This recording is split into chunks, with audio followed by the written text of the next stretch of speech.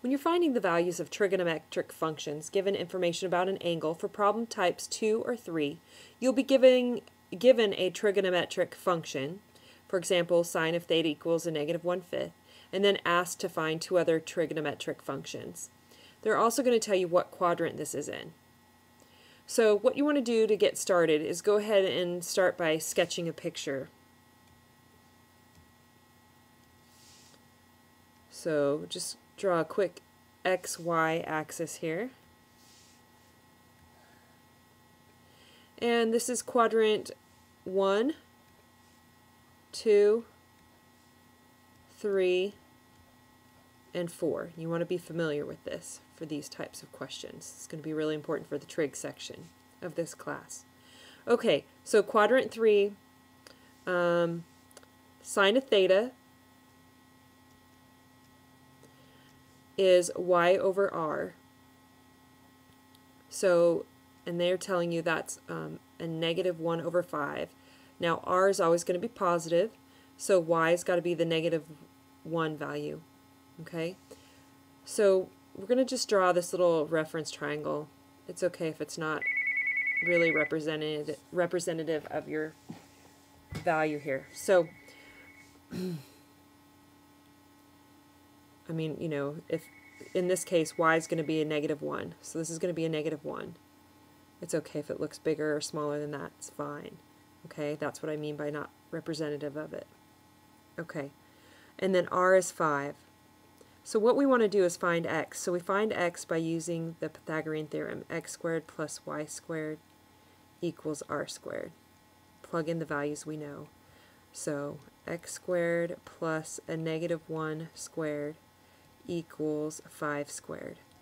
So x squared plus 1 equals 25. So x squared, we subtract 1 from both sides, and we get 24. So x equals plus or minus the square root of 24. Now let's see. 24 is, we can break down 24, right? We know that's 4 times 6. And so the square root of 24 can be written as, the square root of 4 is 2, and square root of 6 can't be simplified any further. So we can write this as 2 times the square root of 6. Now, in quadrant 3, your x value is going to be negative. So this x value is going to be a negative 2 times the square root of 6. So I'm going to put that up here in this chart here. And you can see I have my x, my y, and my r value. Given these three values, I can find in any trigonometric functions that I need. Okay? So, in this problem, you're asked to find the secant of theta. Now the secant of theta is the reciprocal of cosine. The cosine is x over r, so secant is r over x.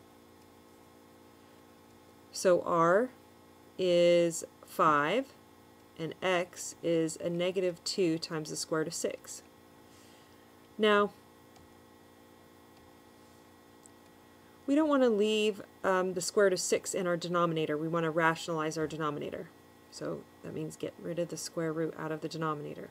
So we multiply the numerator and the denominator of our fraction by the square root part of our denominator here. So that's going to be a square root of 6 over square root of 6, which I'm not changing the value of this fraction because I'm just multiplying it by something that equals 1. But what it does is it manipulates my numbers and makes it so I don't have any square root in my denominator. Okay, so 5 times the square root of 6 cannot be simplified any further, so we just leave it as 5 square root 6. And then, and I'm going to pull this negative out in front. Okay, and then down here I'm going to have 2 times square root of 6 times square root of 6 is square root of 36, which comes out of the square root as a 6. We knew that was going to happen because that's why we did it. Okay, we need to multiply this 2 times 6 down here together and get negative 5 square root of 6 over 12. And that's what secant of theta equals.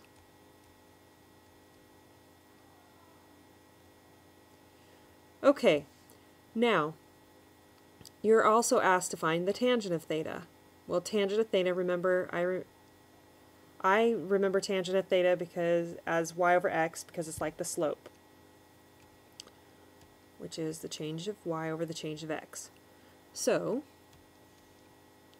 my y value is a -1, and my x value is a -2 times the square root of 6.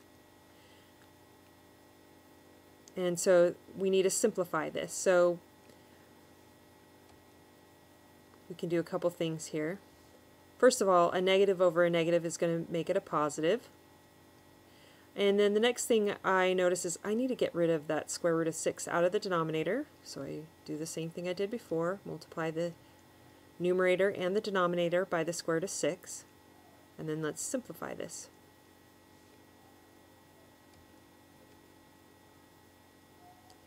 So 1 times the square root of 6 is just the square root of 6. And then in the denominator, I'm going to have 2 times 6.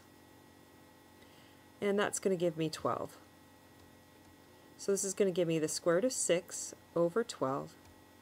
And that's what tangent of theta equals.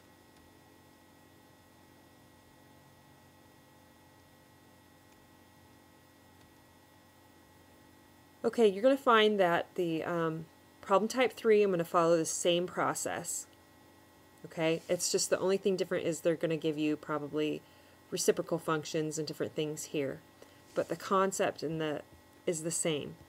You just need to make sure that you're familiar with these ratios. Okay, review the video for problem type 1 if you need a little more information about maybe how to memorize that information or remember it. Okay, so let's look at a problem type 3 problem. Okay, so it's going to tell you what quadrant it's in.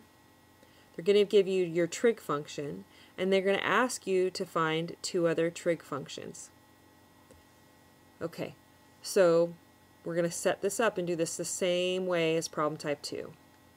Okay, I'm going to draw my xy axis, and I'm going to draw a little triangle in quadrant 4. A reference triangle, so that remember that's a triangle that goes up to the x-axis here.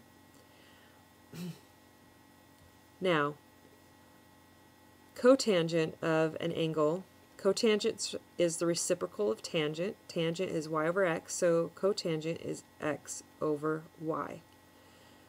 And so I'm saying x over y is the same thing as a -3 square root of 5 over 2.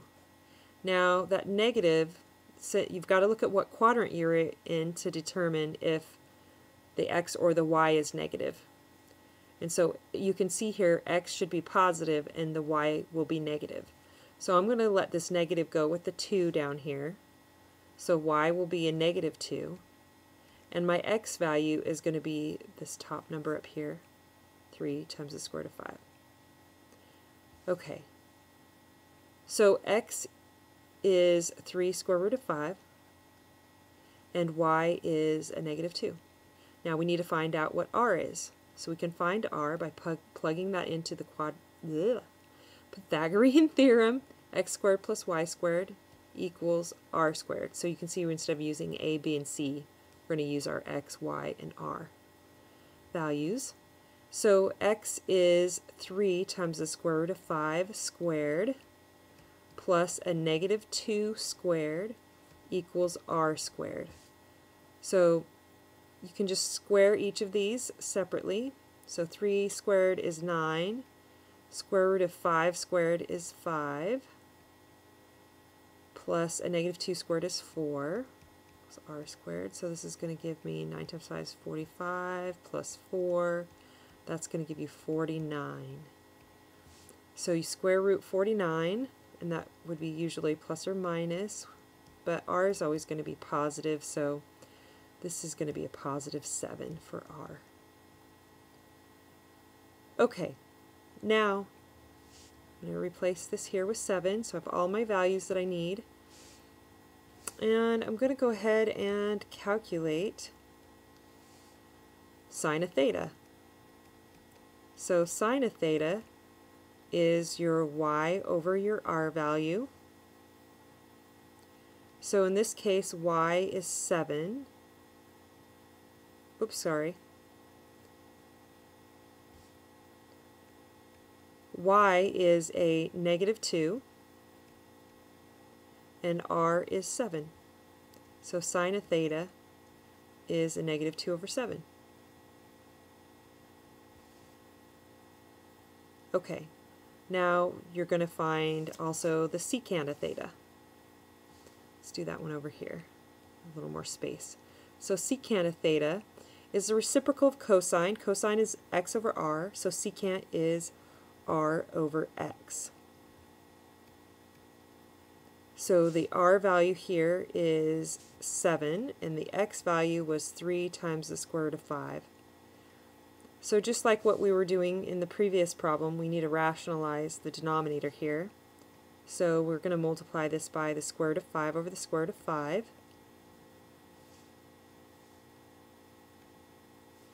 And that is going to give you